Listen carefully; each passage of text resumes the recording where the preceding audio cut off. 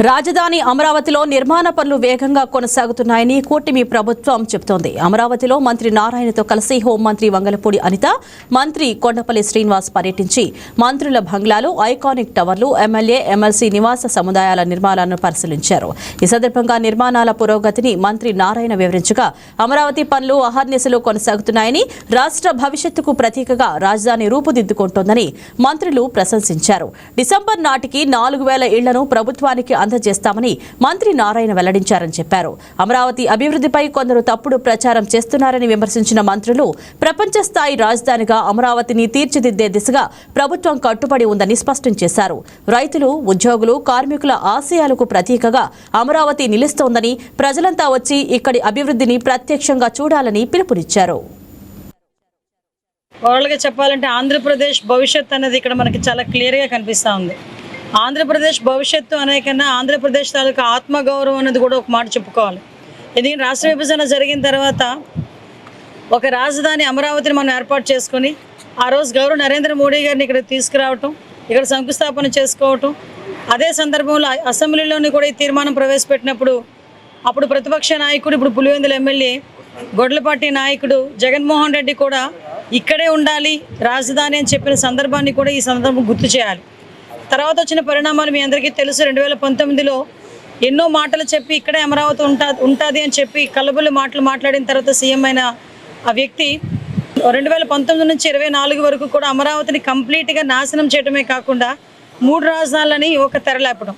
మళ్ళీ again 2024లో NDA కూటమి government మీద ప్రజలకున్న నమ్మకం, ఆ నమ్మకంతో ఈరోజు మళ్ళీ తిరిగి మేము గవర్నమెంట్ ఫామ్ చేసిన తర్వాత మళ్ళీ అమరావతిని ఏ రూపుకి తీసుకొచ్చామని చూపించడానికి ఈరోజు ఇక్కడ మేమందరం కూడా చూడటానికి మేమందరం ఈరోజు ఇక్కడ రావడం జరిగింది. ఇక్కడికి వచ్చినంత వరకు కూడా ఇంత ఎస్టాబ్లిష్మెంట్లు జరుగుతున్నాయని సంగతి తెలుసు, కానీ మేము కూడా చూడాలి అని గౌరవ మంత్రి గారు నారాయణ గారు మమ్మల్ని ఇక్కడ తీసుకురావడమే కాదు, 10 మందికి మనం తెలియజెప్పాలి ఇక్కడ మనం జరుగుతున్న పరిణామాలు కానీ జరుగుతున్న అభివృద్ధి కానీ. సరే, మనం చూడటంతో పాటు ప్రజలు చూడాలి, ముఖ్యంగా రాబోయే తరం వాళ్ళు కూడా చూడాలి.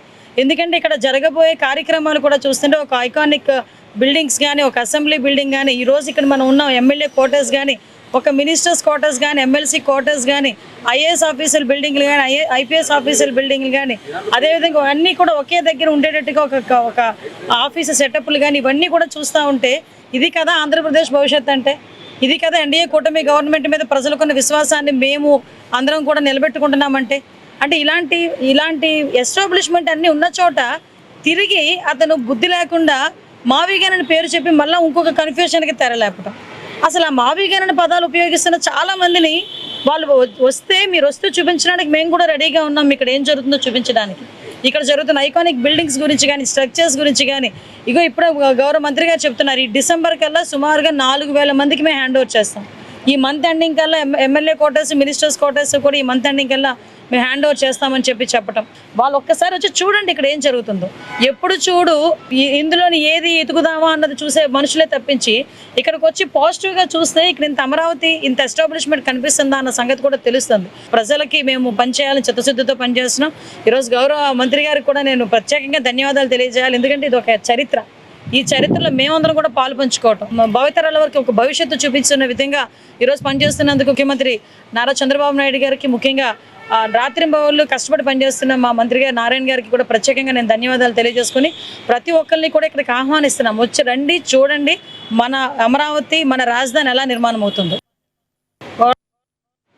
నేను గత 10 సంవత్సరాలుగా అమరావతి నిర్మాణం అనేది చాలా సార్లు మనం చూసుకోవడం జరిగింది. నేను క్యాబినెట్లో కూడా దీని గురించి ప్రస్తావించినప్పుడు అనేక అంశాలు ఇక్కడ ప్రస్తావించడం జరిగింది. అడ్మినిస్ట్రేషన్ బ్లాక్ అని ఒక ఏరియా అంతా కూడా అడ్మినిస్ట్రేషన్ పెట్టడం, అలాగే క్వాంటమ్ ఎడ్యుకేషన్ వ్యాలీ అని కొంత పెట్టడం, అలాగే మెడికల్ సైడ్ ఒక కొంత బ్లాక్ పెట్టడం, అలాగే క్వాంటమ్ వ్యాలీకి కొంత బ్లాక్ పెట్టడం, ఒక వరల్డ్ క్లాస్ సిటీ నిర్మాణానికి ఏ రకంగా ప్లాన్ చేశారనేది ప్రత్యక్షంగా నేను డిజిటలైజ్గా చూడడం జరిగింది.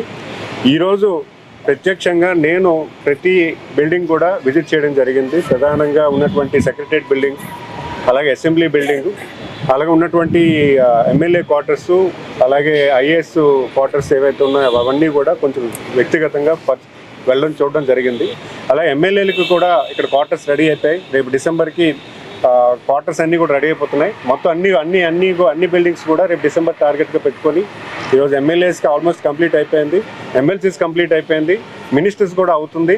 అలాగే ఉన్నటువంటి ఐపీఎస్ ఐఏఎస్ ఆఫీసర్స్ కూడా బిల్డింగ్స్ కంప్లీట్ అయిపోయి, గ్రూప్ 1 ఆఫీసర్స్ కూడా 50% అయిపోయింది, మిగతా ఉన్నటువంటి క్యాడర్ ఆఫీసర్స్ కూడా కంప్లీట్ అవుతుంది. అలాగే ఉన్నటువంటి సెక్రటరియట్ కూడా కింద గ్రౌండ్ వర్క్ ఏదైతే క్రిటికల్ వర్క్ ఉందో ఆ వర్క్ కూడా నేను చూడడం జరిగింది. చాలా కాంప్లెక్స్ వర్క్ అది, చాలా పారదర్శకంగా ఫైన్ ట్యూనింగ్తో స్పెషలైజ్డ్ ఇంజనీరింగ్ వర్క్స్తో సుమారు అన్ని కంపెనీస్ కూడా సుమారు 31,000 మంది అమరావతిలో పనిచేస్తున్నారు మన రాజధాని కోసం. ముఖ్యంగా నేను చెప్పేది ఏంటంటే మనం ప్రపంచ స్థాయిలో ఉన్నటువంటి అమరావతిని మనం నిర్మించుకుంటున్నాము. మన రాజధాని మన అమరావతిని ప్రతి ఒక్కరూ కూడా భవిష్యత్తు కాలంలో అప్రిషియేట్ చేసేలాగా ఈరోజు గౌరవ ముఖ్యమంత్రి గారు కార్యరూపం చేస్తున్నారు. మరి నేను చాలా సంతోషంగా ఉంది, ఎందుకంటే మనం ఎప్పుడు కూడా ఒక రాజధాని కోల్పోయామన్న బాధ అందరిలో ఉంటుంది, ప్రతి ఒక్క పౌరుడిలో కూడా ఉంటుంది. ఈరోజు నాకైతే చాలా గర్వంగా ఉంది. ఇలాంటి రాజధానిని నిర్మాణం చేసుకుంటున్నాము.